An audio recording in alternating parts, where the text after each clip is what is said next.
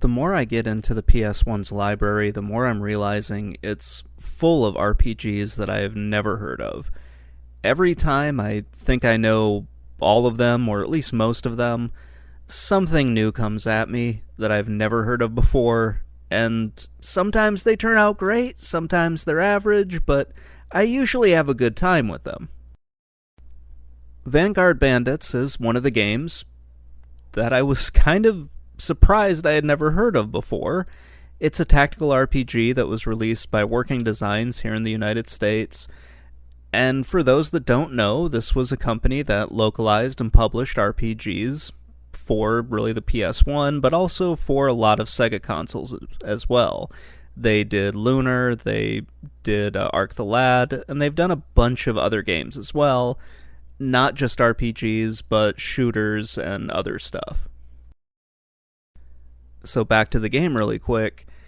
This takes place in a fantasy world that kind of blends magic and technology. It was released in 1998 in Japan and then brought over to North America in 2000. So, it kind of got a little unfairly criticized, in my opinion, for its graphics.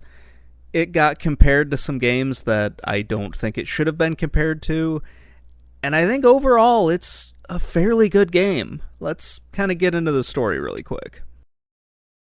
Vanguard Bandits' story has a lot of tropes that you're going to find in other RPGs, other video games, movies, pretty much every type of media where you have sort of this unlikely hero. You have somebody who is supposed to be the prince or the leader of a country. They keep calling him prince, but he's kind of supposed to be the king at this point.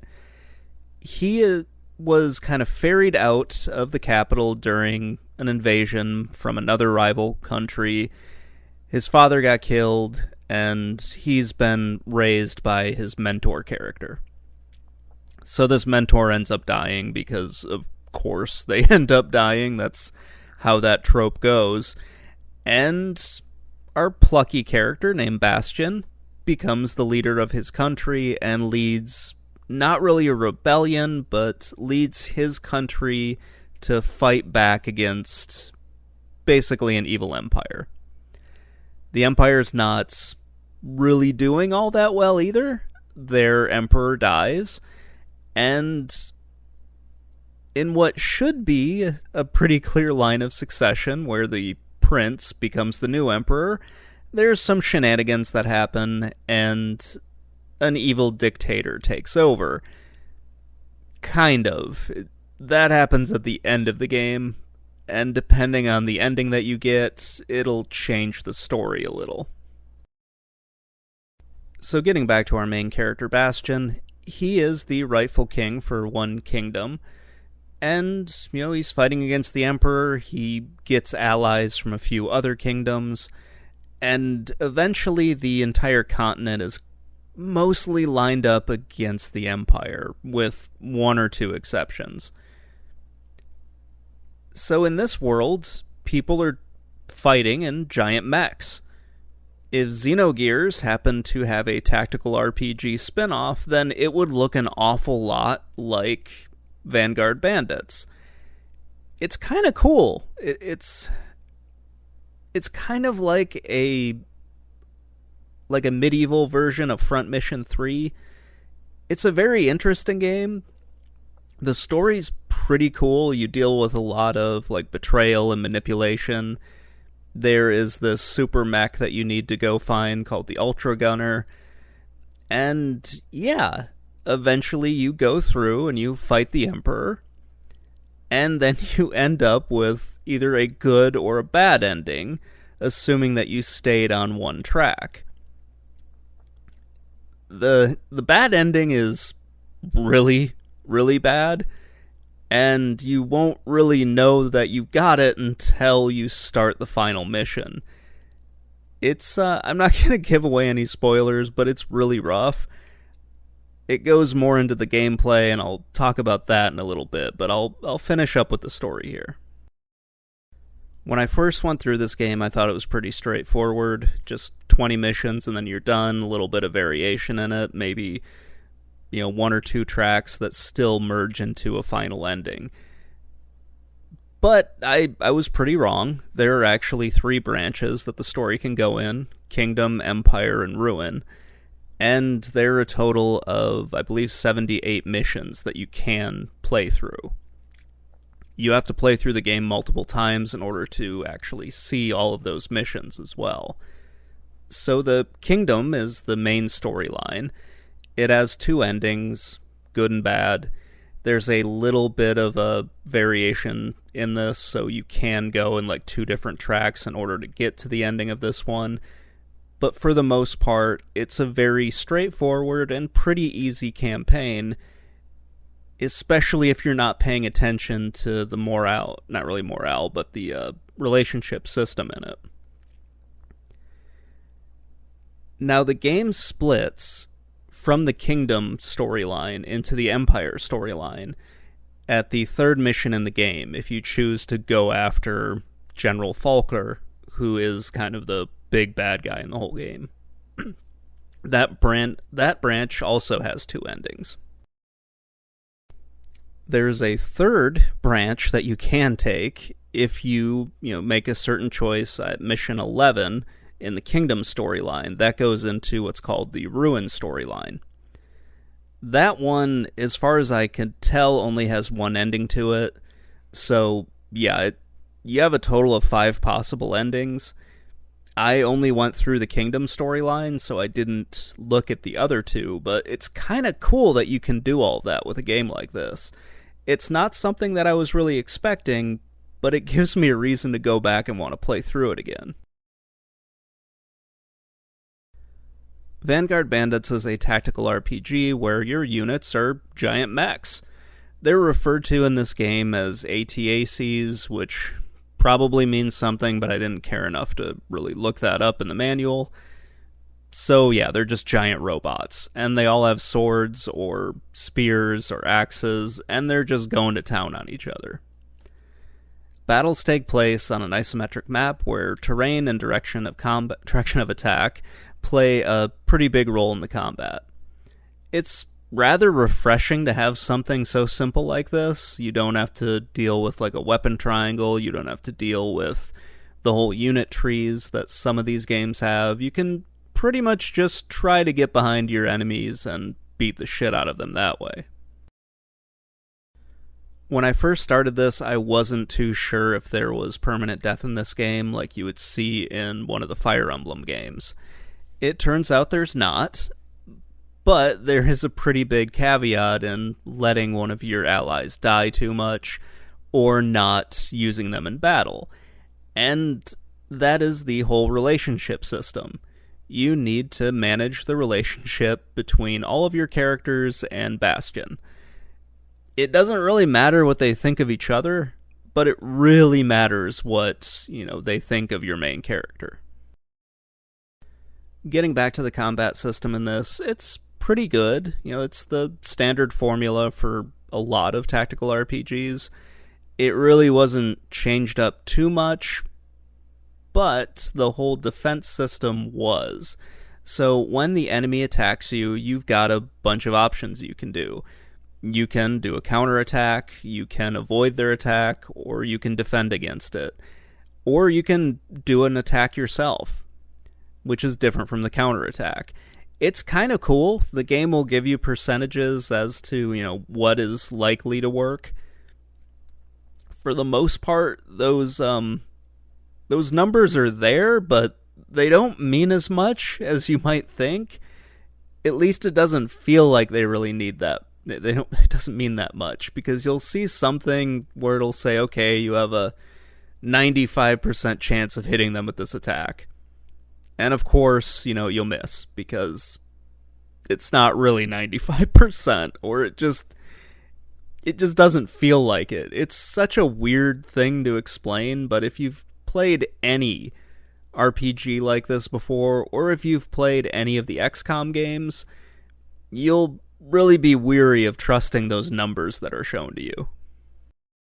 So there was one other thing to talk about with the combat, and that was healing and buff spells. I did not realize that those were in the game until probably about 3/4 of the way through it, and then I promptly forgot that they were in the game again. Just, I don't know why. I just randomly forgot about them because I was so focused on trying to kill the enemies that were in front of me. I made a whole bunch of mistakes in this, and a lot of those led to me getting the bad ending in this game, and kind of being confused as to how I got the bad ending when most of my party generally liked Bastion. And then I had to go look it up. So this is kind of what I found about the whole system that this thing has created for itself. This is one of those games that doesn't really have a tutorial. The first few missions sort of try to explain to you what's happening, and you are warned that you need to maintain your relationships with everybody, but the game doesn't really tell you how you're supposed to do that. So you have this thing called interview in between your missions before you start the next one. I really was not sure what this actually was or if it really mattered, and I still did the interviews where you talk to 3 of your party members. That is supposed to boost their morale with Bastion, like increase their relationship with him. I didn't really know if it was working or not. And when I looked it up, it does improve your relationship with them, but not very much. And you need to basically maintain a +7 on your relationship with everyone. Because at the end of the game, when you start the last mission, it gives you an average of everyone's relationship. None of these numbers are ever shown to you. Someone had to go and do the math on them. So if they just have a regular happy face, that means they could be anywhere from like a -30 to a +30. And if they love you, then it could be up to like 120. If they don't like you, it's going to really bring your average down. So how do you maintain a good relationship, and how do you get that average up? Well, you need to make sure your guys don't die in this or get defeated in battle, and you need to make sure that they're being used in battle as well. This is a major pain in the ass, but you need to do this in order to avoid getting the bad ending. If you don't care and you just want to beat the game and get through the kingdom branch or whatever one you're going for, then you can do that. There's nothing wrong with it. But if you want to get the good ending, you need to make everybody happy. You need to keep them alive during the battles. You need to interview the right people to make sure they have a positive relationship with you. And there are 2 people in this that are just serious Debbie Downers, man. They never seem to move for me. But you can eventually get them to, actually not be dicks and not tank your average. This is all stuff that I kind of wish there was a tutorial on, but, looking it up was a little bit of fun. It might be in the manual, but I just did not have that with me, and I didn't look that up online. I was just looking at walkthroughs for this. So maybe if I go back and play this again, it'll all work out. But when I went through it the first time, no, that did not happen. Because this is a role-playing game, you are gaining levels and experience. Every time you hit an opponent, you'll gain a little bit of experience. When you defeat them, you'll get a lot, and you'll also get money as well. I never found the equipment in this game to really make a huge difference, and it also just never seemed like I had enough money to equip everybody with like the best weapons. It was a little strange. I'm not sure why, but it just felt like I never had enough to do what I thought I should be doing in the game. It's a very weird system. There's no way to grind to get more money in this, so you're really dependent on getting as much out of these missions as possible. And yeah, it's not something that I like about the game. When you do level up, you're given a few attribute points that you can give to your characters. So you can up their power, their dexterity, their agility, their defense, and just their weapon overall. So that's kind of fun. It lets you sort of change how your characters are a little bit, and that's something that I did enjoy. There's not really too much else to say about this. It's a really fun game. I do like the gameplay overall. There are just some things in it that I wish had been explained a little bit better or weren't in the game at all. Because some of them are just like not really necessary or don't make as big of an impact as they probably should. Like other games that were released on the PS1 in the late 90s and early 2000s, Vanguard Bandits uses two graphical styles. Most of the game is rendered in pixel art, which for the most part looks pretty good. I think when you're just seeing the characters talking during the cutscenes, that looks very good. The characters are more detailed, they're a little bit sharper, and they stand out quite a bit. The characters on the combat screen, those sprites don't look as good. They kind of seem like they're more generic. Obviously, the big characters will stand out, like Bastion's Ultra Gunner, that kind of stands out a little bit more. The main bad guy, his mech, is a little bit more detailed than just the generic ones. But even the characters in your army, they don't really kind of catch anyone's eye. They just look like blobs of color. They do animate a little bit when they move around, but for the most part, I did not like them as much as the characters when they're just showing up in the cutscenes as the actual person and not as the mech.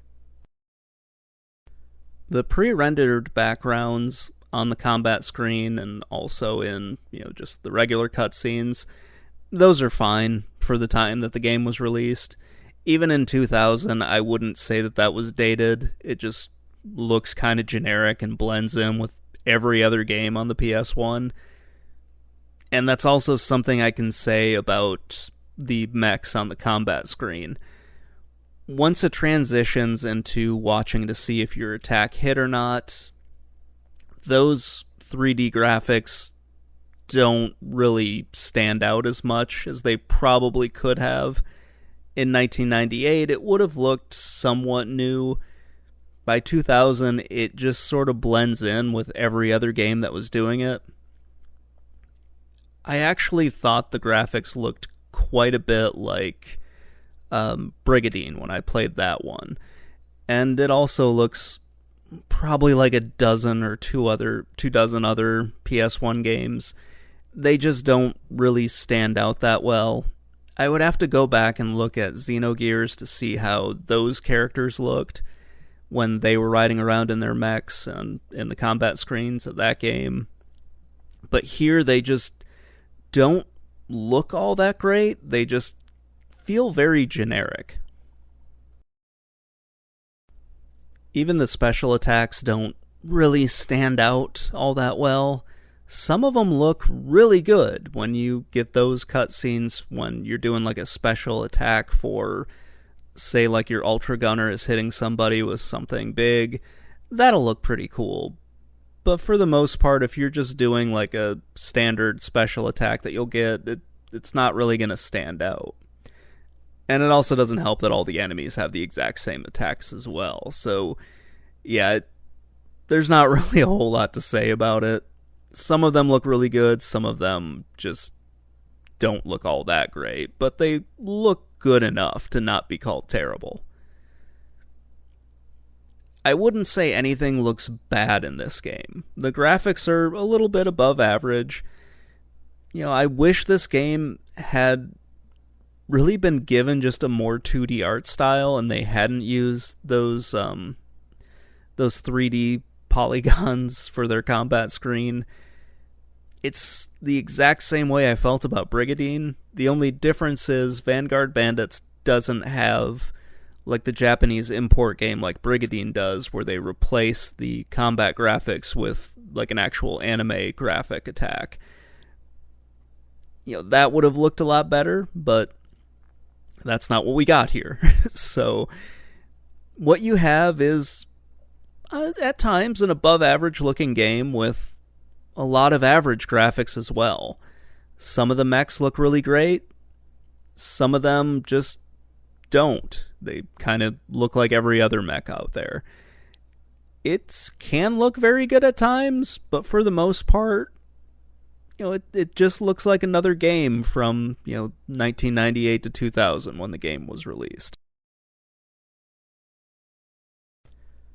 When I went back to look at the reviews for this game, I actually think the reviewers got it right back in the 2000s. Vanguard Bandits received above average reviews. The lowest score was a 5.5 out of 10, the highest was a 7.75 out of 10. At the time that this game was released, a 5 was considered to be an average game. So if you got above that, above average, below it, don't bother buying the game. At least that's what the reviewers thought. Game Informer had a team of 3 people review this. Their scores were an 8 and then 2 7.5s out of 10. They compared the game to Front Mission 3, which I actually think is a really great comparison for this. It has more in common with that game than something like Final Fantasy Tactics or Tactics Ogre. GameSpot gave the game a 6.2 out of 10. Their biggest issue was the graphics, which, of course, it was going to be at this time. The reviewer called them dated, but I don't really agree with that. It really doesn't look that different from any game from 1997 to really 2001 on the PS1. But, I'm really not sure why they went with that. I guess it's just a thing that they really like to pick at. A lot of reviewers did this around that time. They used Final Fantasy Tactics and Vandal Hearts as points of comparison for this game, which I really don't understand because they're very different tactical RPGs. I really don't think those two are good comparisons for what Vanguard Bandits was. Now, the PlayStation Magazine, they gave this game a 3 out of 5. And I think that's probably about right. Somewhere in, above average, but not great game range. They called it a good game, but it was really nothing special. When I first played through it, I could see what they were saying, but I actually think there's more to it than that, especially when you find out how branching storylines go and how many endings there actually are. And the story is, I think it's fairly good. It's better than some of the tactical RPGs out there. I didn't find any real outliers from this time because of this. I didn't really make me question any of the reviewers' sanity, which is always good. It just seemed like the people who played it, they liked it, but they didn't think it was as good as the other tactical RPGs on the market. I can't really argue with that. If I had played many of the other ones at this time, I probably would have thought something similar to that. This is an above-average game. I like it more than a few of the other tactical RPGs, but I wouldn't say that it's bad by any stretch of the means. I think this is a very good game that could have been great if there were just a few things kind of ironed out with it. It's got a very good story, good gameplay, but there's just little things with it that don't really matter as much as they should and hold this one back from being really great. I love the idea of having giant robots being used for a tactical RPG, but this one just needed something kind of extra and needed to be refined a little bit in order to move up there, and if I was doing a tier list, to move up into the tier with like Tactics Ogre and Final Fantasy Tactics.